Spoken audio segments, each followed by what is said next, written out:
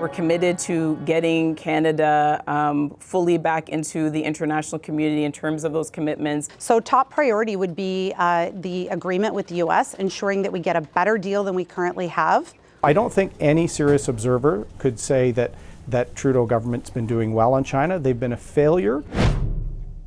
This week, we're checking in with each of the four major parties to learn more about their foreign policy platforms. Over the last 4 years, the Liberals have navigated some bumpy roads in that arena. Our strongest ally elected an unpredictable president who triggered a year and a half of tense and sometimes bitter NAFTA talks. The arrest of a Chinese executive in Vancouver set off a diplomatic spat with Beijing, which is now dragging into its 10th month. And don't forget Brexit. This week, we asked the Conservatives, the NDP and the Greens about their foreign affairs promises. Now the Liberals are up. Chrystia Freeland is an Ontario Liberal candidate. She joins us now from Toronto. Hi, Ms. Freeland. Nice to see you. Thanks for making time for us. It is great to be with you, Vashi. I want to ask you in a second about some of the criticisms that your opponents have leveled at your party around its conduct or your government's conduct with China. But first, can I ask on China and the detainment specifically of Michael Kovrig and Michael Spavor? Have you had any discussions with Chinese officials in your capacity as minister during this election campaign? Direct conversations during the campaign, no.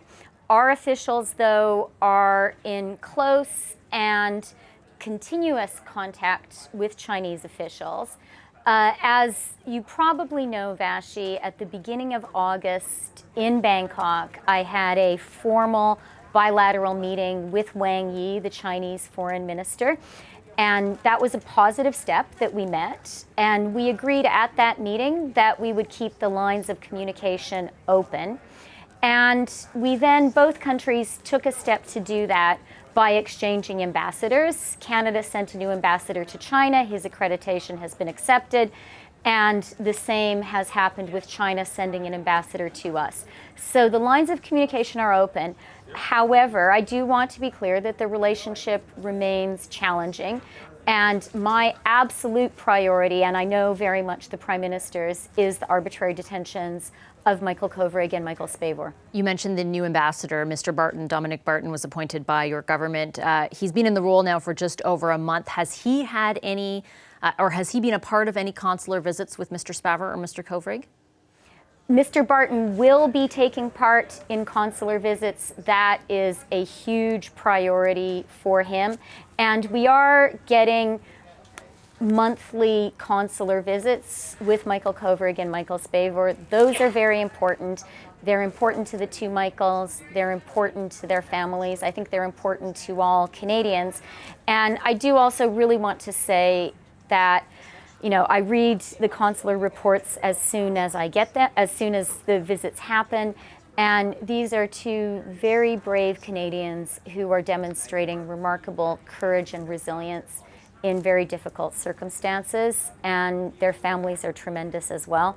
And it means a lot, and I know this from the consular visits, it means a lot to Michael Kovrig and Michael Spavor that all of us are remembering them, that we are working for them. So I'm grateful to you for the questions, and in the consular visits, one of the things that we report to them on is the work we're doing on their behalf, and that's very important for them to know.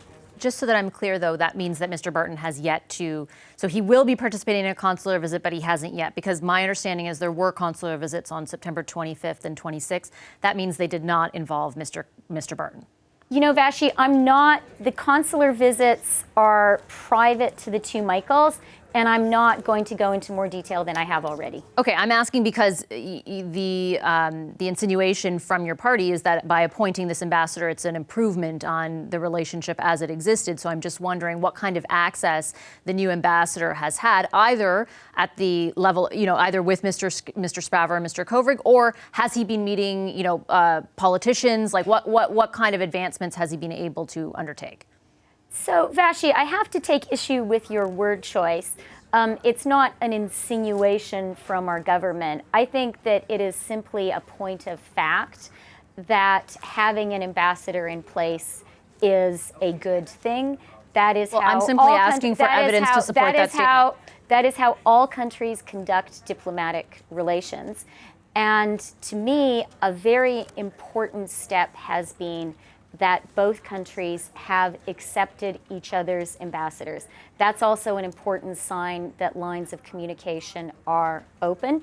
Mr. Barton is on the ground, Ambassador Barton, and is working very hard, and he will continue to do so. I take your point. I'm simply asking for evidence to support the statement that you're making.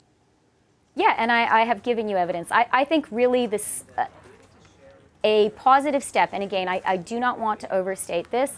I've been very clear that our relationship with China is challenging.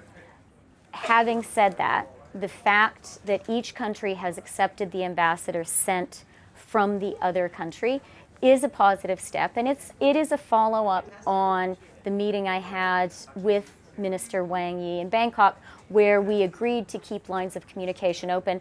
A way to do that is to have ambassadors in each other's countries, and the new Chinese ambassador to Canada has had meetings with senior officials at Global Affairs, and that has been a way that we have the lines of communication open. Have you met that well. ambassador? Have you met that ambassador? No, I have not yet met him. Okay, and your opposition in this election, let me ask you a bit about what they're saying, because it's primarily the Conservatives, but the NDP we've interviewed on this show, they're saying the same thing. They essentially lay part of the blame on your party when it was in government for the issues that have arisen with China. They characterize your party's actions as quote unquote weak.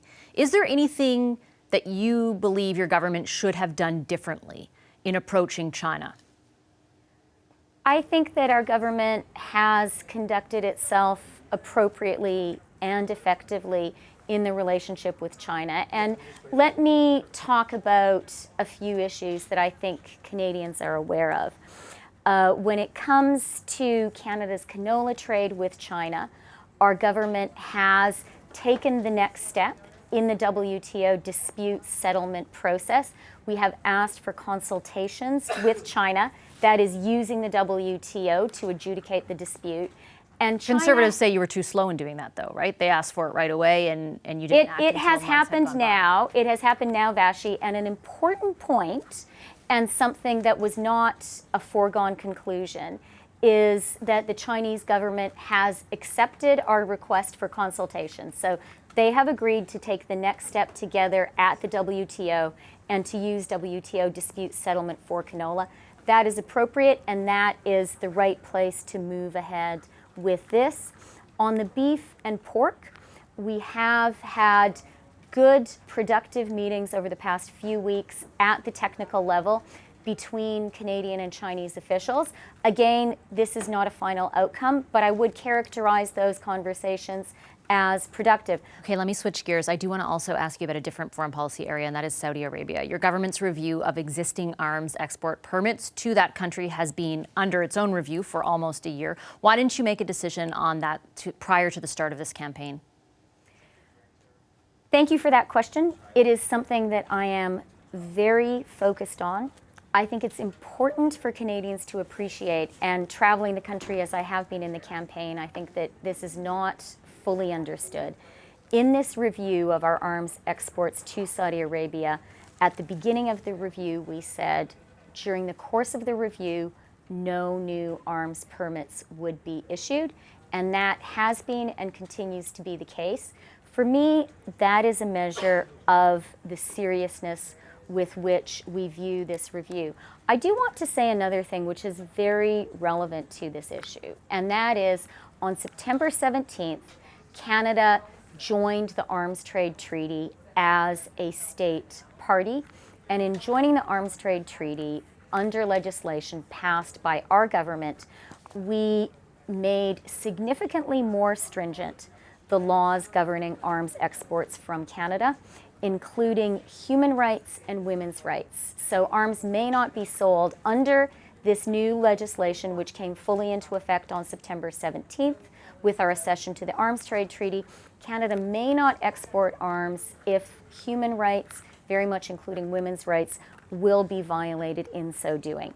That sets a much higher bar on our arms exports. That is something our government chose to do. And I think that is an important step. It's something I'm proud and pleased we've done. I take your point. It's a higher bar going forward. I also take your point on not issuing new export permits. But what about the ones that had already been issued? That is essentially what you were reviewing. It's been nearly a year since you announced the start of that review. Have you delayed making a decision because of political calculations in this campaign and votes in London? It is an extremely complicated question, and I absolutely believe in doing these things right, and that's what we're doing. Being careful, being thoughtful, looking at all aspects of the issue. That's what we're doing when it comes to arms exports to Saudi Arabia. Why does that take a year?